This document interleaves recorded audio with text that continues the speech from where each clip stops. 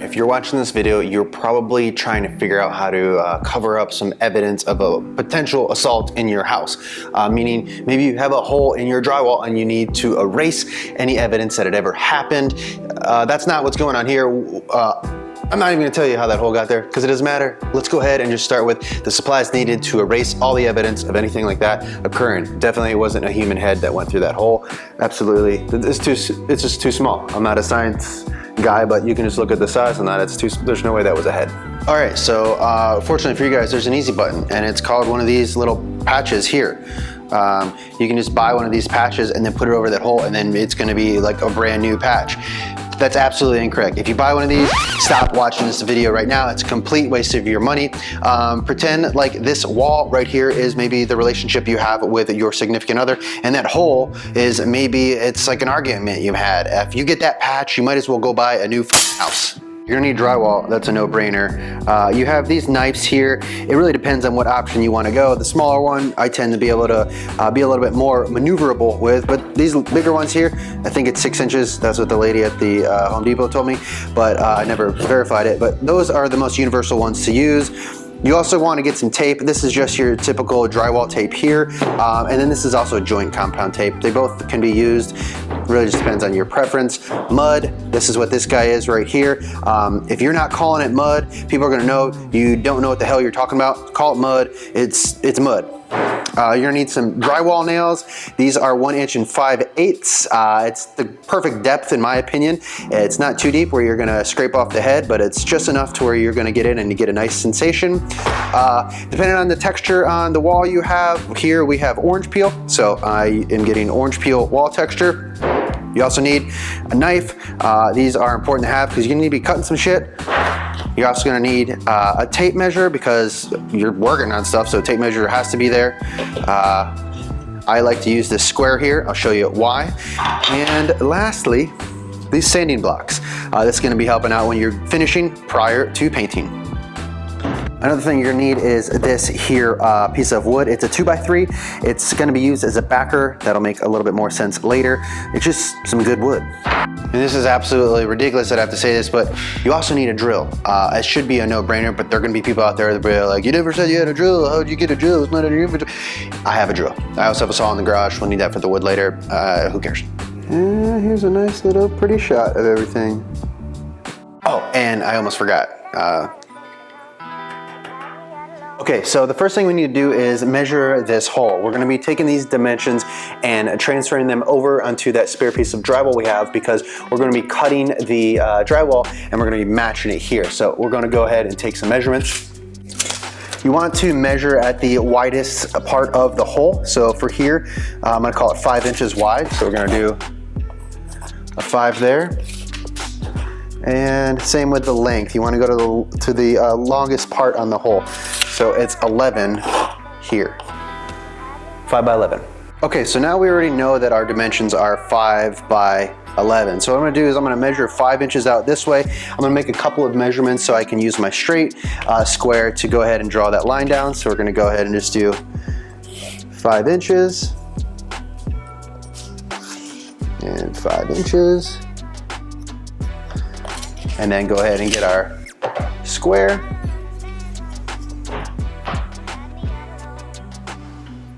Line it up. I tend to use the V's because it gives me a center point where I can make our line. So that's 5. And then the next one is I know it just needs to be 11 on the length side. So just go ahead and go up, and that's about 11 right there. The cool thing about this is it doesn't have to be exact because when we made our measurements, we knew that they were a little big to make up for any error. So now this is the spot we're gonna cut out and put over there. So cutting drywall is pretty easy. Most of the time, all you need is this knife here, but in the event that you're like, hey Shane, do you know they have something called a drywall knife? I do, and that's what this guy is here. I might use it on this hole over there. I'm not sure. Most times I just use the razor blade. It's a little bit easier, makes cleaner cuts, and it's a little bit less as far as cleanup is concerned. So I'm gonna try to get everything done with this razor here. If we need to use the drywall knife, we'll use it. When it comes to cutting drywall, a lot of times there is going to be some waste, and I just know that based on how these cuts are going to be, it's going to be a lot easier if I do one cut here and then do the second cut here. So that's exactly what I'm going to do. Again, I'm busting out the sweet square over here, and I'm just going to go ahead and use this razor here and just score the drywall.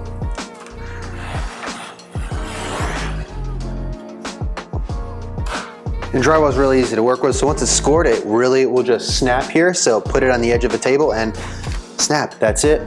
Go ahead and flip the drywall over. Take your blade that you had earlier and just make a nice little cut here. And there you go, you have the piece. And we're gonna repeat the same process for this remaining piece we have here. I don't think I really need a square for this one. I can just go ahead and make the cut again. It doesn't have to be perfect. So I've made the score, and then I go over here to the edge and boom, it's good. It's cut, and then that is gonna be the piece that we're going to put on the wall. And another little trick that I do is when I'm getting these ready to go, I will mark the top and left or right, just so you know the orientation of it. So when you go to put it on the wall, you don't get confused. I have seen people make cuts and then they do it backwards, and it actually will screw you later on down the line when you go to button it up. I'll show you that part when we get there. Okay, so now we're gonna get to the point where we actually trace this onto the wall. So what we're gonna do here is line it up with the hole the best you can. You know, you just wanna cover all the bigger spots. If there are smaller areas that aren't covered, that's okay, because your mud will take care of it. So I feel like this is pretty good. And now I'm just going to outline my template piece, and there it is. So this spot here that we see on the wall, I'm essentially going to cut all of that out, and then this is going to go over it as the replacement piece. All right, so now we have the template. I'm gonna go ahead and start making my cuts. I'm gonna just go ahead and start using with my razor, and kind of the same thing. You wanna go on those lines as close as you can. If you're not perfect, that's okay, because again, with the mud, you can make up for a lot of your imperfections.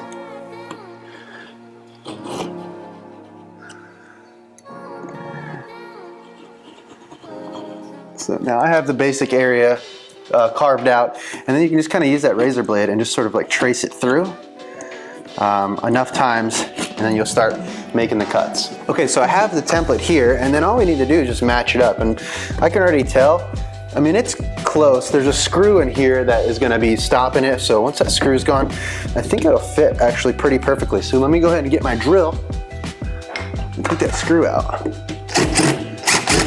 So that screw's gone. So this should fit in there pretty snug. And if not, it's okay. So what you do, I can see it's already sticking here a little bit more. You can either shave it off of your template piece here or on the wall. So take your razor blade, just trim it off a little bit, and it should fit, you know? So I already can tell right there it's gonna be good. I don't wanna push it all the way in because then it'll be gone and I'll never be able to get it. So now, this is pretty much ready to go. What we now need to create is a backer for this piece of drywall to sit on. So the backer is gonna go on the inside here to replicate a stud. All right guys, so for that backer, we're gonna be using that 2x3. So what we know is the length on that hole is 11 inches. A lot of times what I like to do is make it a few inches on both the top and bottom to make it a little bit longer. So if I know that hole is 11 inches, I'll probably make this somewhere close to 15 or 16. That's gonna give me a couple inches of play once I put that backer inside the hole to where I don't have to be exactly precise. That 15 inches will give me a couple inches on both the top and bottom. You know what I'm talking about here when I go to put the backer in. So I'm gonna go ahead and measure this out to 16 inches, and I'm gonna make the cut in my garage.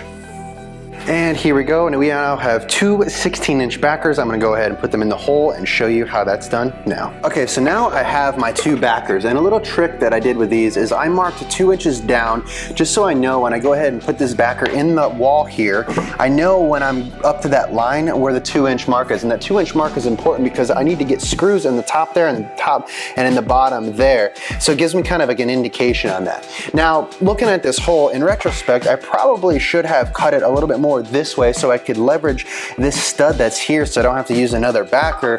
But I'm gonna go ahead and put two different backers in here. I'm gonna put one here on this side and another one closer over there to make sure that I have enough support so when this guy sits on it, it's nice and sturdy. Now the important thing to think about is whenever you put that drywall piece on there, the corners are where a lot of that weight is gonna be distributed. So as long as you have a backer on those corners, the drywall is going to suck it up once you use the screws, and it's going to be nice and clean, and it's really going to help you out in the long run when you go to put your mud on there and to make it seamless and smooth so you can never see the imperfections for the cut.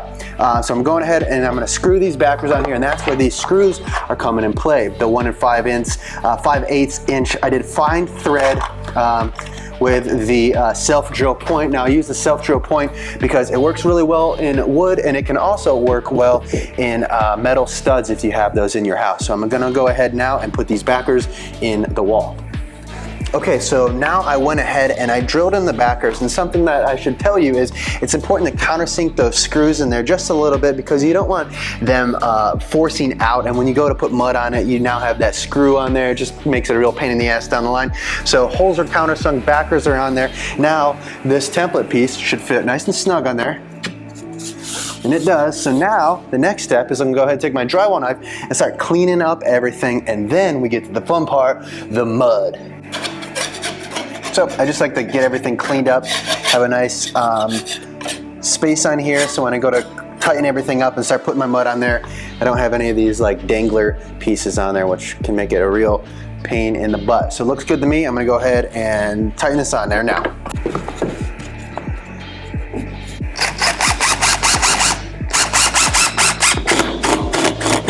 And something you can do that's gonna give you a little hint or a pointer is you can almost follow the line where these screws are. When I put those in, I try to be as center as possible just because I can't see where the wood is behind, but I know if I just go up a little bit from this screw here, I'm going to be in that 2 by 3, so that's why I do that the way I do. Countersunk, good there. You don't necessarily have to do all 4 corners. Sometimes I do, sometimes I don't. For here, we're gonna go ahead and do that because I can see that this one's kind of bumped up a little bit over there. Okay, now that our backers are installed and our template pieces on there, it's now time to get to the mud.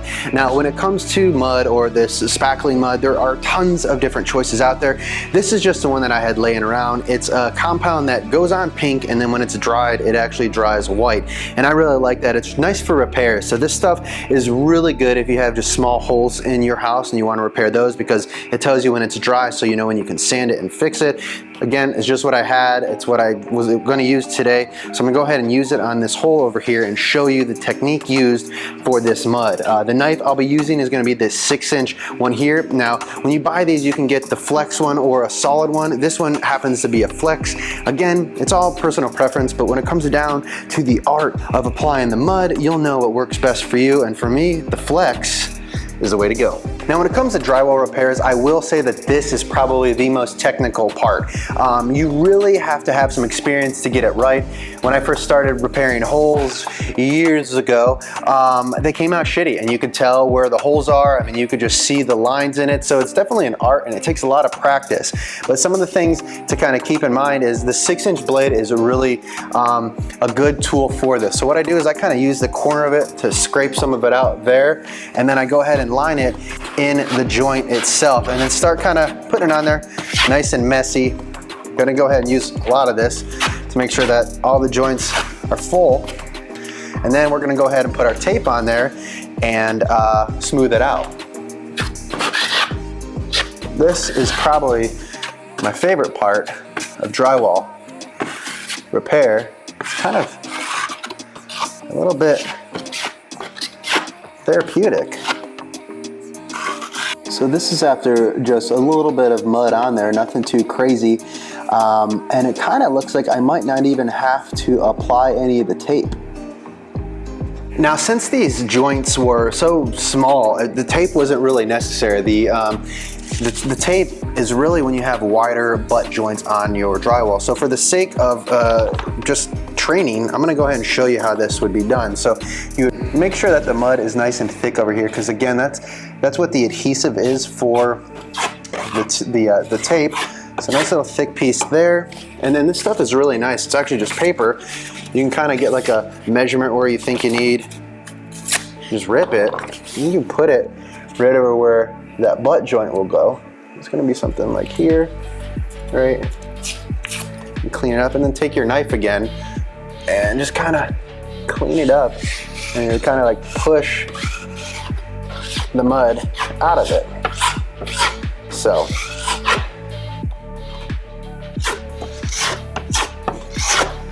and I'm gonna go ahead and I will tape up all 4 pieces of it to kind of show you how that works. All right, so now I got all the tape on there. Just kind of start easing the mud out of it. And you'll take some off and then just reapply it on there. You can put some more over it. What you're trying to do is conceal all the lines from the hole.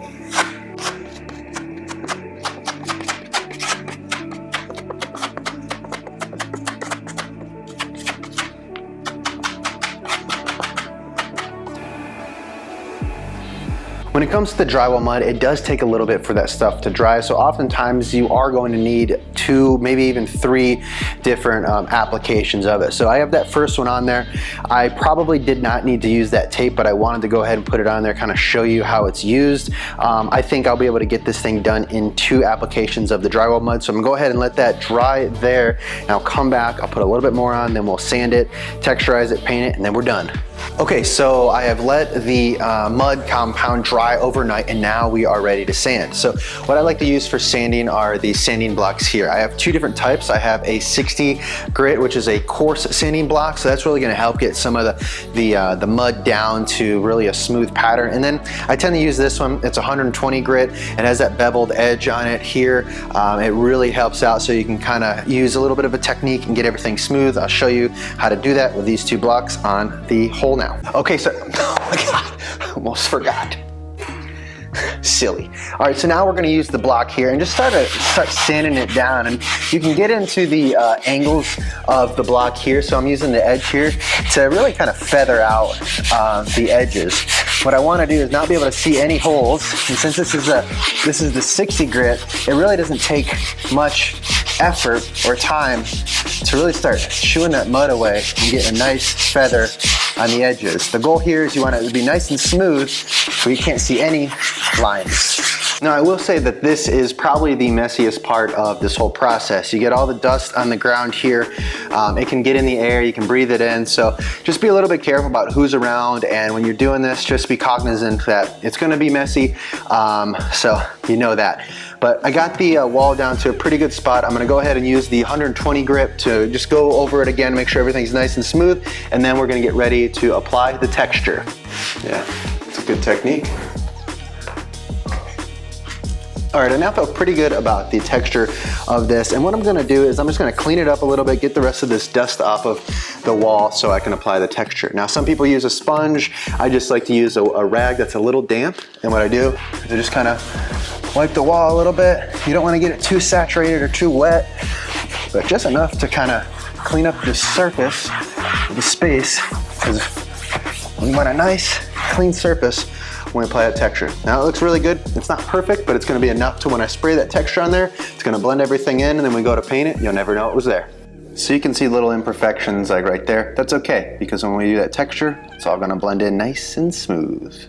All right, again, so the texture we're gonna use is for orange peel. Now that's what we have on our walls here. When you get these cans right here, make sure you shake them up a lot, because this stuff can get cloggy and densed up, and you wanna have it nice and shaken up. And then you're able to kind of adjust the actual coarse or fineness of the orange peel that you have on your wall with this little guy here. I've already had this adjusted for our wall, but it's really trial and error, so you can adjust this, shoot it in the sink a little bit to kind of get an understanding of how it's coming out, and then it's really just gonna take a lot of practice on that wall. This is definitely an art when you do it. It's really gonna make or break the difference when you go to get a wall to maybe conceal all the imperfections, or if you do a shitty job on this, it's very evident. So take your time with this guy, take some practice, and make sure that it's really well done. All right, when applying this texture, a couple important things to remember. You do wanna have some distance from the wall to where you're shooting, anywhere between probably 12 and 18. I tend to shoot a little bit further away, and it's all about the motion when you're spraying these things. I like to go in circles circular motions, kind of figure eights,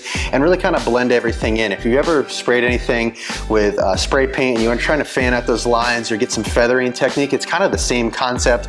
Again, it's something you'll experience when you're actually applying it to the wall. And don't worry, if you make a mistake, this stuff comes off with that wet rag. So if I do a little overspray or it gets too thick somewhere, it's really easy to clean up. So I'm gonna go ahead and show you my technique and how I do this now. So again, back 12 to 18 inches. I'm just kind of going in circular motions, trying to blend everything in over here. And it's okay to shoot outside of where you feathered the drywall earlier.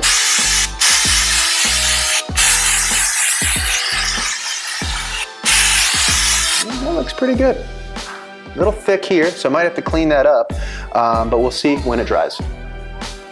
All right, so this texture is really forgiving. If you make any mistakes, it's really just as simple as getting that wet rag, cleaning up, letting the wall dry, and then starting over. I can't tell you how many times I've done that with this stuff. I've gone through numerous cans to learn the best technique when applying it. So I'm gonna go ahead and let this texture dry on the wall there, and then it'll be ready to paint. And that's it, that's how you do it. I'll paint it up, I'll show you guys the finished project, and then that's all. Okay, and that's it, that's the finished product. That is how you patch a hole in your drywall.